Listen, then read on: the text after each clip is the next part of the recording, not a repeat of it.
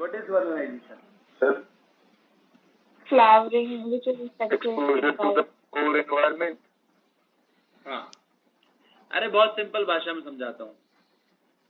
गेहूं जो है, वीट नवंबर में या अक्टूबर लास्ट वीक में लगाई जाती है, sowed into the field, and then after harvesting उसकी अप्रैल में होती है, बैसाखी के बाद या बैसाखी से थोड़ा पहले. क्लियर? 13 अप्रैल को आती है ना बैसाखी,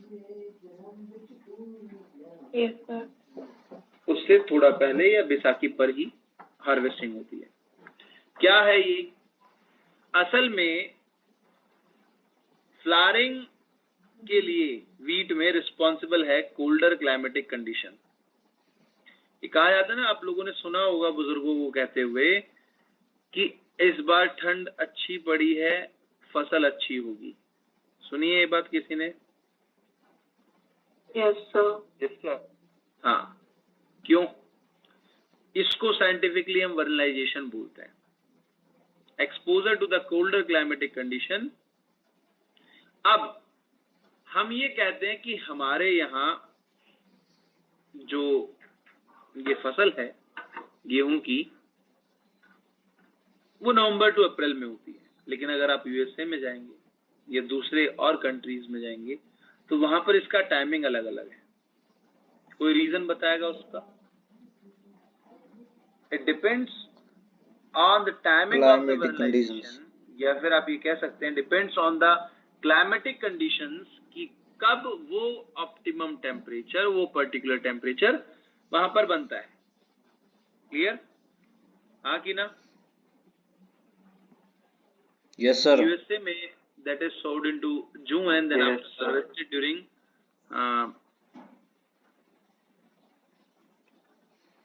late September और early October में. उसका वहां पर वो क्लाइमेटिक कंडीशंस उस पर्टिकुलर टाइम पर होती है. तो डे लेंथ, वर्नलाइजेशन, ये सब चीजें जो है वो डिसाइड करती हैं. लेकिन एनिमल्स के केस में ये चीजें डिसाइड करती है nervous system and endocrine system. Melatonin पढ़ा है सभी ने? FSH-LH को अपोज करता है. क्लियर? तो वो नर्वस और एंडोक्राइन सिस्टम का हिस्सा है. अब इवेंट्स क्या है? The very first one is pre fertilization event, gametogenesis, gamete transfer. Next one is fertilization और सिंगेमी.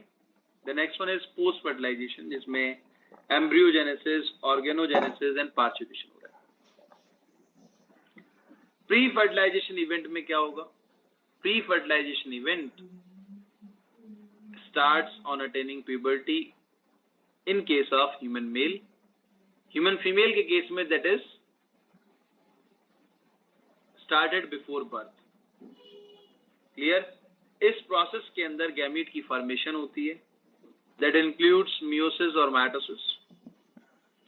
मेल गैमीट स्पर्म कहा जाता है, फीमेल गैमीट को अवम कहा जाता है. अच्छा, ह्यूमन फीमेल के अंदर फीटल लाइफ में ही माइटोटिक डिवीजन होने पर इनिशियल फॉर्म में प्रीमोर्डियल फॉलिकल्स की फॉर्मेशन हो जाती है. At the time of birth the number of gametes are fixed in case of human female but not in case of male, क्योंकि male के केस में गैमीटोजेनेसिस की प्रोसेस प्यूबर्टी अटेन करने के बाद शुरू होती है. क्लियर? क्लियर है बेटा सभी को ये point? Yes, sir. Now the next one, sexuality in organisms. Unisexual और dioecious condition. Male body and female body दोनों अलग अलग होंगी. किस केस में होता है ये? Human, ant, wasp, mosquito, honey bee, cattle, bird, reptile and frog के केस में होगा. बायसेक्सुअल और हर्माफ्रोडाइट कंडीशन. मोनोशियस बॉडी होती है, सिंगल बॉडी के अंदर ही दोनों गोनाइड्स या दोनों जेनिटल ऑर्गन प्रेजेंट होंगे.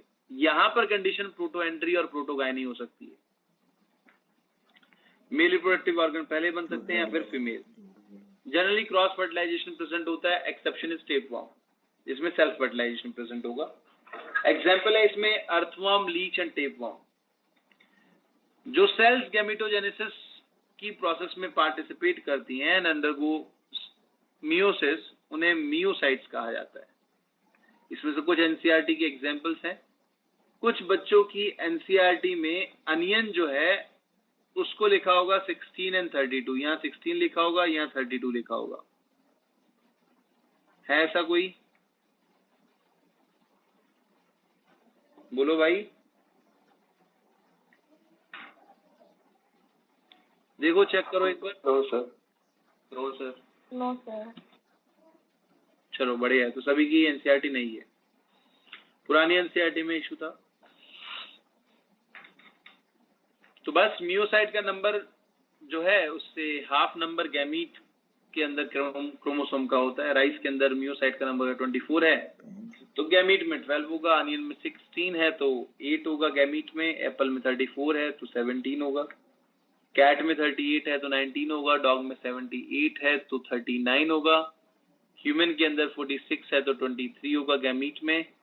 ऑफियोग्लोसम के अंदर 1260 है, मियोसाइट में तो 630 होगा गैमीट के अंदर। पोटैटो के केस में 48 है, मियोसाइट का तो 24 है गैमीट का। रैट के केस में 42 and 21। बटरफ्लाई नहीं, बटरफ्लाई 380 and 190। फ्रूट फ्लाई में 8 and 4। तो ये आपको याद करना है बेसिकली। गैमीट ट्रांसफर, मेल और फीमेल गैमीट जो है उन्हें फिजिकल कांटेक्ट में लाने के लिए, सिंगेमी को ट्रिगर करने के लिए गैमीट ट्रांसफर इंपॉर्टेंट है। मोस्ट ऑफ द केसेस में हमने देखा है कि मेल गैमीट मोटाइल होता है, लेकिन फीमेल गैमीट जो है वो नॉन मोटाइल होता है। बट इस कंडीशन में मेल गैमीट जो है उनका नंबर बहुत ज्यादा होगा, ताकि फर्टिलाइजेशन को इंश्योर किया जा सके। कुछ केसेस के अंदर मेल एंड फीमेल गैमीट जो हैं दोनों मोटाइल होते हैं and they are almost equal in number. ठीक है, जिसमें few fungi and some algae included हैं, जिसमें दोनों गैमीट जो हैं वो मीडियम में रिलीज होंगे और एक दूसरे की तरफ वो कीमोटैक्टिकली मूव करते हैं, which is the most primitive method to make the physical contact, जिसको हम केमिकल मेथड बोलते हैं। अच्छा, आपने बॉटनी पार्ट में आइसोगेमी एंड आइसोगेमी ये पढ़ लिया था? Yes sir. हाँ ठीक है, तो वो मैं एक्सप्लेन नहीं करूंगा। एनिमल्स के अंदर गैमीट का ट्रांसफर जो है that is basically done by attracting the meeting partner. और अलग अलग एनिमल्स ने during the course of time अपने अपने अलग अलग मेथड्स को, स्ट्रेटजीज को डेवलप किया है इसके लिए। फॉर एग्जाम्पल फिरोमोन, ये एक एग्जाम्पल है, इसके अलावा बहुत सारे और एग्जाम्पल हैं, जैसे कि बिहेवियरल ट्रेट गोरिल्ला के स्पीसीज के अंदर डेवलप है। ठीक है, मल्टीपल फीमेल होती है वहां पर and there is single male within the herd. Polygyny condition होती है, फीमेल का नंबर मेल से ज्यादा होता है। जो मेल दूसरे मेल के साथ लड़ाई करके जीत लेता है वो झुंड का मुखिया बन जाता है। ये दूसरा बिहेवियर है। एक बिहेवियर फेरोमोन है जो हम यहाँ पर डिस्कस कर रहे हैं। वोलेटाइल केमिकल्स फीमेल की बॉडी से रिलीज होते हैं and they attract male partner, जैसे कि Bambai call female Bombyx Molly की बॉडी से रिलीज होता है। सिविटॉन फीमेल कैट की बॉडी से रिलीज होता है। मस्कॉन फीमेल मस्क डियर की बॉडी से रिलीज होता है। कुछ मरीन इन्वर्टिब्रेट्स के केस में कोई फिजिकल कांटेक्ट नहीं होता, रिक्वायर्ड नहीं होता, क्योंकि वो गैमीट को रिलीज करते हैं वाटर मीडियम में। क्लियर है बेटा? यहां तक कोई डाउट इसमें किसी को?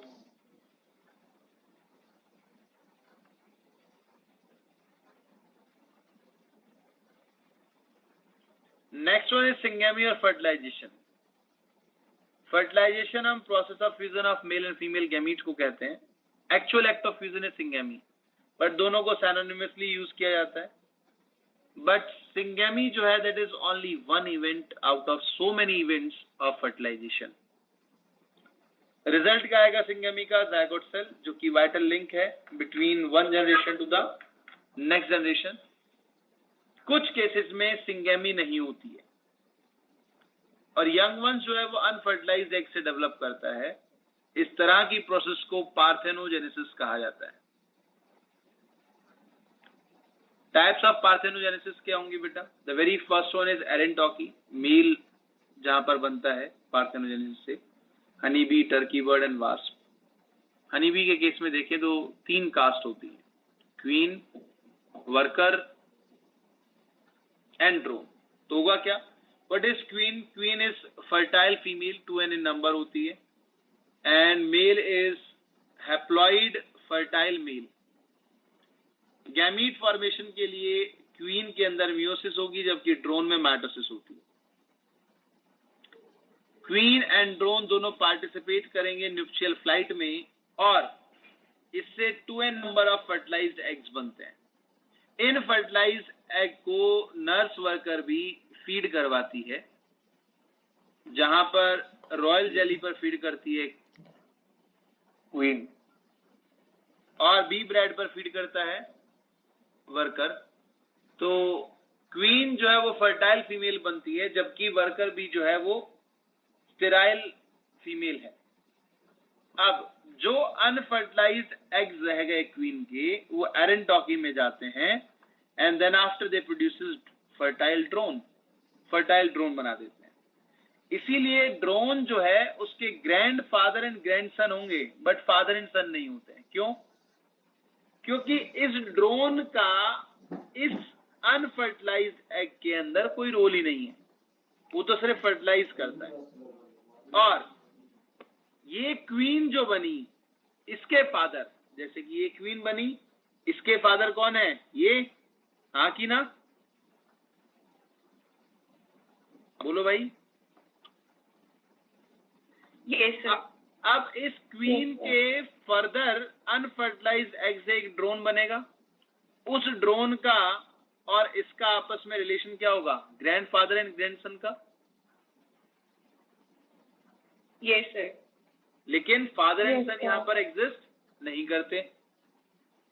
तो drone have grandfather and grandson but not father and son. Clear है बेटा ये पॉइंट सभी को? Yes sir. Yes, sir. Yes, sir. चलिए, after next one is thelytoky. Thelytoky की प्रोसेस में फीमेल जो है वो पार्थेनोजेनेटिकली फॉर्म करती है। जनरली देखा गया है कि इन पॉपुलेशंस में सिर्फ फीमेल होती है, मेल एग्जिस्ट नहीं करता।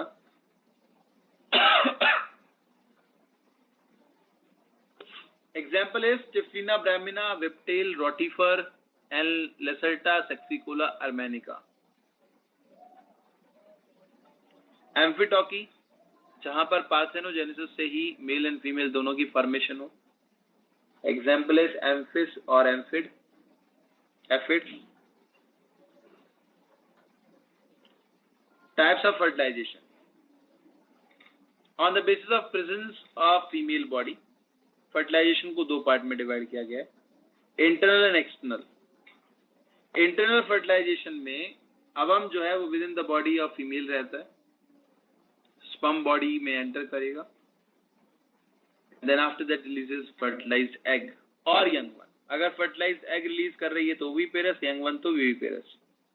यहाँ पर डायरेक्ट कांटेक्ट की जरूरत पड़ती है और कुछ एनिमल्स ने यहाँ पर स्पर्म को ट्रांसफर करने के लिए कॉपुलेटरी ऑर्गन भी डेवलप कर दिया, जो कि स्नेल, इंसेक्ट्स एंड मैमल से मिलता है, that is also found in flightless birds. Second one is external fertilization. Sperm and ovum दोनों एक मीडियम के अंदर रिलीज कर दिए जाते हैं and then after syngamy occurs. यहाँ पर डायरेक्ट कांटेक्ट की कोई जरूरत नहीं पड़ती। On the basis of number of parents, self fertilization and cross fertilization. तो सेल्फ फर्टिलाइजेशन की अगर हम बात करें तो within the body of same parent uniparental process हो जाती है। ये यूनिपेरेंटल है, ये चीज ध्यान रखना। यूनिपेरेंटल एसेक्सुअल रिप्रोडक्शन है, लेकिन exception of asexual reproduction which is uniparental. तो एग्जांपल क्या आएगा? टेपवॉर्म, क्योंकि यहां पर बाई पेरेंट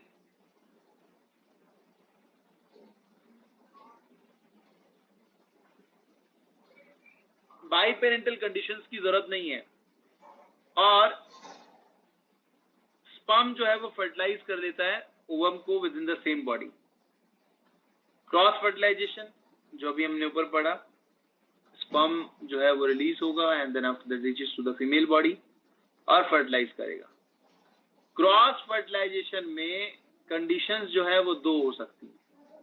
पहली कंडीशन कि मेल और फीमेल बॉडी दोनों अलग अलग हो, कि एक स्पर्म प्रोड्यूस कर रहा है, दूसरा अवम प्रोड्यूस कर रहा है। और दूसरी कंडीशन ये भी हो सकती है कि दोनों हर्माफ्रोडाइट कंडीशंस में हो, दोनों ही गैमीट जब प्रोड्यूस कर रहे हैं तो स्पर्म और अवम दोनों प्रोड्यूस करते हैं, लेकिन क्रॉस फर्टिलाइजेशन हो जाए। ये अर्थवर्म के केस में होगा। क्लियर है बेटा यहां तक सभी को? कोई डाउट इसमें किसी को तो पूछ लो।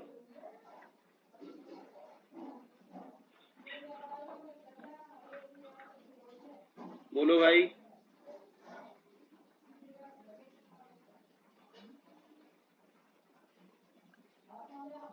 इंटीग्रिटी ऑफ स्पीसीज को मेंटेन करने के लिए नेचर ने ईयर्स ऑफ ईयर्स से एक एवोल्यूशन को ट्रेंड में रखा, हमेशा चलाए रखा।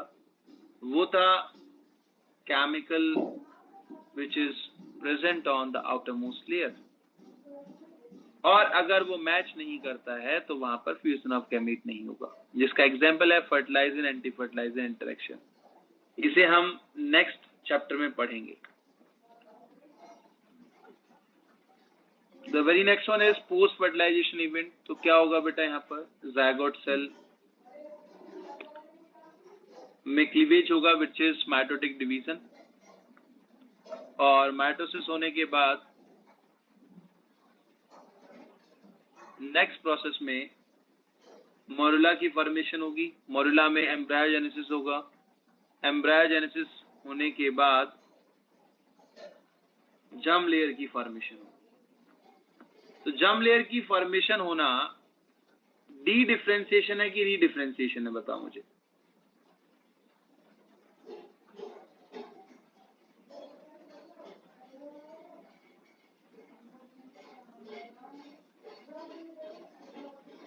बेटा डी डिफरेंशिएशन है कि री डिफरेंशिएशन है? जर्म लेयर की फॉर्मेशन होना। Sir D differentiation. D differentiation.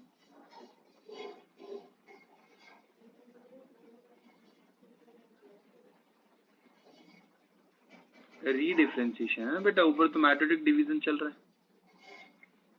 Morula बना माइटोटिक डिवीजन से, एम्ब्रायोजेनेसिस एम्ब्रियो की फॉर्मेशन माइटोटिक डिवीजन से हुई ना।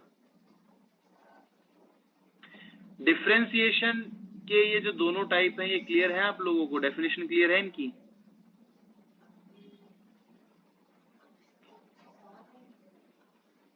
लिखो पहले डी डिफरेंशिएशन की स्टेटमेंट लिखो।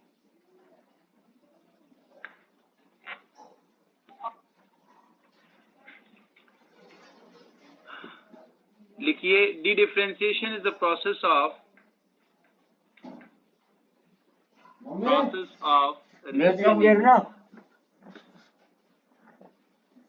the capacity to divide, regaining the capacity to divide mitotically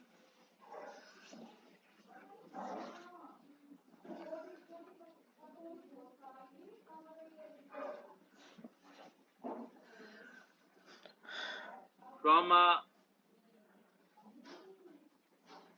differentiated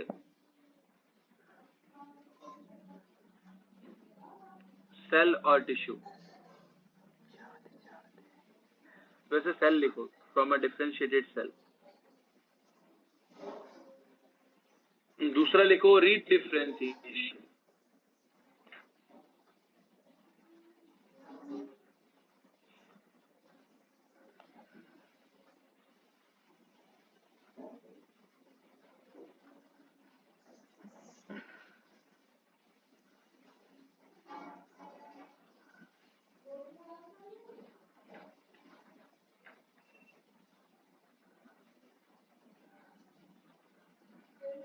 रीडिफरेंशिएशन को लिखिए loss of ability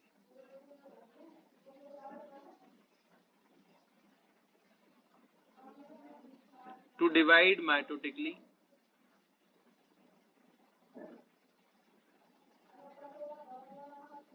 and gaining the ability to perform specific function. अब बताओ क्या हुआ? जब हम लेयर्स बनी तब डी-डिफरेंशिएशन हुआ कि री-डिफरेंशिएशन हुआ?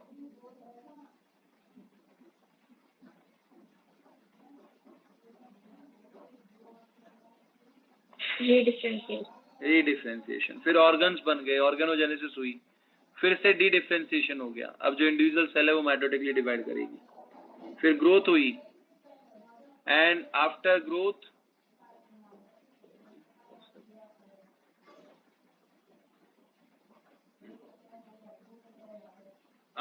There is parturition. इसके बाद एनिमल्स जो हैं वो 3 तरह से हो सकते हैं, oviparous, viviparous and oviparous.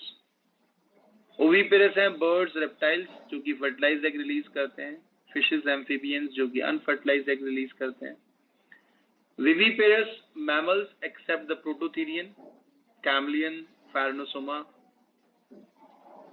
ओविविपेरस sharks होती हैं, कार्टिलेजिनस फिशेस एंड स्कॉर्पियन। इनके बारे में तो शायद बताने की जरूरत नहीं है, सभी को पता होगा ओविपेरस विविपेरस क्या होता है। हाँ जी, तो क्लियर है ना सभी को? Yes sir. चलिए, तो इस चैप्टर में था इतना ही। नेक्स्ट क्लास में हम पढ़ेंगे ह्यूमन रिप्रोडक्शन और इसकी फाइल का पासवर्ड रहेगा 0909। Password will be 0909। Thank you for today, you may leave the class. अगर कोई डाउट हो। हाँ जी बेटा।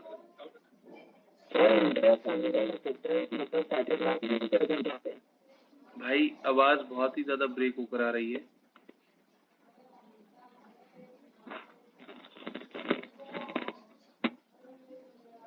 क्या हो गया? हाँ, ऑडिबल ना हो। सर जो इंट्रासेलुलर रिसेप्टर्स है वो साइटोप्लाज्म में प्रेजेंट होते हैं? Intracellular receptor of steroid. हाँ।